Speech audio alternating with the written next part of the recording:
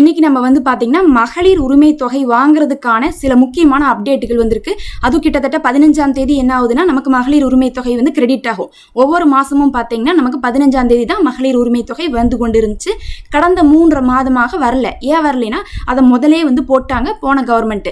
அவங்க வந்து பிப்ரவரி, March, April எல்லாத்தையுமே போட்டுட்டு அது போக கோடை விடுமுறை தொகையும் போட்டுட்டு தான் என்ன பண்ணாங்கன்னா எலெக்ஷனை கொண்டு வந்தாங்க. அப்படிங்கும்போது நமக்கு இந்த மாதம் மே மாதத்துலேருந்து தான் மகளிர் உரிமை தொகை வர வேண்டியது பாக்கி இருக்கு. அப்போ யாரெல்லாம் மகளிர் உரிமை தொகை வாங்கிட்டு இருக்காங்கன்னு பார்க்கும்போது 1,35,00,000 மக்கள் வாங்கிட்டு இருக்காங்க. அது போக யாரெல்லாம் வந்து மகளிர் தொகைக்காக காத்திருக்காங்கன்னு பார்க்கும்போது 1,15,00,000 பேர் வந்து காத்திருக்காங்க. மொத்தமா 2.5 கோடி பேர் வந்து மகளிர் உரிமை தொகைக்காக எதிர்பார்த்து கொண்டிருக்காங்க. பழைய ஆள் வந்து 1.5, புது ஆள்கள் வந்து 1.25 வந்து பார்த்தீங்கன்னா கோடி மக்கள் வந்து காத்துட்டு இருக்காங்க. இந்த நிலைமையில இப்போ வந்து பார்த்தீங்கன்னா ஆட்சி மாறி இருக்கு. இப்போ ஆட்சி கடந்த ஆட்சியே தொடர்ந்துருந்தா ஒன்றும் பிரச்சனை இல்லை, அப்படியே வந்துரும்னு சொல்லிட்டு தெரியும். அப்போ புதுசாக மாறி இருக்கே, நமக்கு இருக்கான்னு கேட்டிங்கன்னா கண்டிப்பாக இருக்குது. ஏன்னா இவங்களும் தான் அறிவிச்சிருக்காங்க. சொல்ல போனால் டிஎம்கேவை விட டிவிகே தான் அதிகமாக அறிவிச்சிருக்காங்க. அப்படிங்கும்போது மகளிர் உரிமை தொகை போன தடவை வாங்கினவங்களுக்கும் இருக்குது, இன்னும் வாங்காதவங்களுக்கும் இந்த தடவையுமே என்ன பண்ணுவாங்க, கொடுப்பாங்க.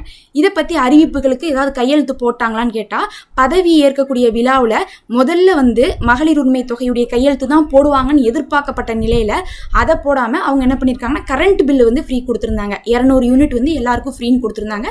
அதுவே பெரிய லாபம் தான். அதை கொடுத்துருந்தாங்க. ஆனால் அதுக்கப்புறம் பார்த்தீங்கன்னா வேற எதுவும் மகளிர் உரிமை தொகையை பற்றி சொல்லாமல் இருந்திருந்தாங்க. இப்போ வந்து பார்க்கும்போது 15ஆம் தேதி வந்துட்டு இருக்கிறனால மக்கள் எல்லாம் ஆவலோடு எதிர்பார்த்துட்டு இருக்காங்க. இந்த 15ஆம் தேதி அப்டேட்டான 2,500 ரூபாய் வரும்னு சொல்லிட்டு எதிர்பார்க்கப்படுது. இதுக்கு நடுவில் பொதுவாகவே வந்து ஒரு கவர்மெண்ட் மாறினாங்கன்னா நம்மள்ட்ட என்ன பண்ணுவாங்கன்னா ஆவணங்கள் கேட்பாங்க. சில ஆவணங்களை கேட்டு மறுபடியும் இதை வந்து என்ன பண்ணுவாங்க, ரினியூ பண்ணுவாங்க. முக்கியமாக வந்து இது வந்து கலைஞர் மகளிர் உரிமை திட்டம்னு சொல்லி ஆரம்பிக்கப்பட்டுச்சு. இப்போ எப்படி இருக்குன்னு பார்த்தீங்கன்னா மாண்புமிகு மகளிர் திட்டம்னு சொல்லிட்டு மாற்றப்பட்டிருக்கு. அப்போ கலைஞர் மகளிர் உரிமை திட்டம் அப்படிங்கிறது மாண்புமிகு மகளிர் திட்டமாக மாற்றப்பட்டதின் காரணமாக உங்களுக்கு வந்து பார்த்தீங்கன்னா ஆவணங்கள் கேட்கறதுக்கான வாய்ப்புகள் இருக்கு.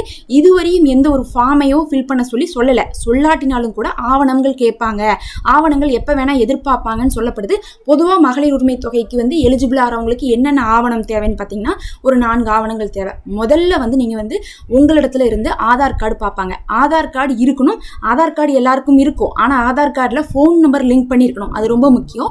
அதே மாதிரி ஆதார் கார்டை வந்து நம்மளுடைய பேங்க்லேயும் லிங்க் பண்ணியிருக்கணும். பொதுவாக எல்லாருடைய பேங்க் அக்கௌண்ட் பார்த்தீங்கன்னா 1 இல்லை 2, 3 கூட அக்கௌண்ட்டில் வச்சுப்பாங்க. ஆனால் நம்மளுடைய அக்கௌண்ட்டை நம்ம வந்து ஆதாரில் லிங்க் பண்ணியிருக்கணும். அந்த அக்கௌண்ட்டை தான் நம்ம கொடுக்கணும். அது எந்த பேங்காக இருந்தாலும் பிரச்சனை இல்லை. அப்போ வந்து எந்த பேங்காக இருந்தாலும் ஆதாரில் லிங்கான பேங்க் அக்கௌண்ட் தான் நம்ம கொடுக்கணுங்கிறனால பேங்க் அக்கௌண்ட்டுடைய பாஸ்புக்கும் வேணும், ஆதார் கார்டும் வேணும். ஆதார் கார்டு ஆக்டிவா இருக்கணுங்கிறதுக்காக ஃபோன் நம்பரும் லிங்க் பண்ணியிருக்கணும். அந்த ஃபோன் நம்பர் லிங்க் பண்ணால் மட்டும் பத்தாது, அந்த ஃபோன் நம்பருக்கு ஓடிபியும் வரணும். ஏன்னா ஓடிபி வந்தாதான் உங்களுக்கு அந்த நம்பரெல்லாம் நம்ம ஏதாவது ஒன்று பண்ண முடியும், அக்சஸ் பண்ண முடியும். அந்த மாதிரி ஆதார், பாஸ்புக்கு. அதுக்கப்புறம் வந்து பார்த்தீங்கன்னா 3வதாக ரேஷன் கார்டு, அதாவது ஸ்மார்ட் கார்டு. உங்களுடைய ஸ்மார்ட் கார்டை வாங்கிட்டு தான் அவங்க என்ன பண்ண போகிறாங்கன்னா ஸ்மார்ட் கார்டை பொறுத்து ஒரு குடும்பத்திலிருந்து ஒருத்தவங்களுக்கும் கொடுப்பாங்க. ஏன்னா வந்து அதை வந்து ஒரு பெரிய எலிஜிபிலிட்டியாக வச்சுருக்காங்க. அதனால ஸ்மார்ட் கார்டு வேணும். உங்கள் குடும்பத்தில் நீங்கள் இருக்கக்கூடிய பெயர் இருக்கக்கூடிய ஸ்மார்ட் கார்டு தான் ரொம்ப முக்கியம். அதை கொடுக்கணும். 4வதாக வந்து பார்த்தீங்கன்னா இபி பில்லு. எந்த வீட்டில் இருந்தாலும் சரி, வாடகை வீடோ இல்லை வந்து குடியிருக்கக்கூடிய சொந்த வீடோ, அதனுடைய கரண்ட் பில் இருக்குது பாருங்கள், அந்த பில்லை வந்து நம்ம என்ன பண்ண வேண்டியது இருக்கும், கொடுக்க வேண்டியது இருக்கும். இது எதுக்காகன்னு வந்து பார்த்தீங்கன்னா பொதுவாக வந்து இது சொந்த வீடா அப்படிங்கிறது தெரிஞ்சுக்கிறதுக்காக வந்து அவங்க வாங்குறாங்க. இது யார் மேலே இருக்குது அந்த வீடு அப்படிங்கிற மாதிரி. ஏன்னா சில எலிஜிபிலிட்டியில் ஆரம்பத்தில் போன தடவை வந்து என்ன சொன்னாங்கன்னா சொந்த வீடு இருக்கவங்களுக்கு இல்லைன்னுலாம் சொல்லியிருந்தாங்க. அப்போ இதெல்லாம் வாங்கினாங்க. அப்போ இந்த 4 தான் வந்து பார்த்தீங்கன்னா உங்களுக்கு ஆவணங்களாக கேட்கறதுக்கு சான்ஸ் இருக்குது. இதை தான் போன தடவையும் வந்து வாங்கியிருந்தனால இந்த தடவையும் அதுதான் வாங்குவாங்க. இதை தயார் பண்ணி வச்சுக்கோங்க. இன்னும் மகளிர் உரிமை திட்டத்துக்கான எந்த ஒரு அறிவிப்பையும் டிவிக்கே இப்போ கொடுக்கல, ஆட்சி ஏற்றதுக்கு பிறகு கொடுக்கல. ஆனால் 15ஆம் தேதி நெருங்கி இருக்கிறனால 15ஆம் தேதி எப்பயும் போல காசு வருமா, புது காசு வருமா, 2,500 ரூபா வருமா, இல்லை பழைய காசு 1000 ரூபாவே போடுவாங்களா, இல்லை புதுசாக இருக்கிறவங்களையும் சேர்த்திட்டு தான் கொடுக்க போகிறாங்களா அப்படிங்கக்கூடிய பெரும் கேள்விகள் இருந்துட்டு இருக்கு.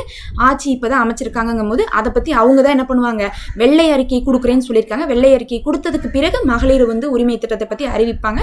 ஆனாலும் 15ஆம் தேதிக்குள்ளே நம்ம வந்து என்ன பண்ணலாம், எதிர்பார்க்கலாம்.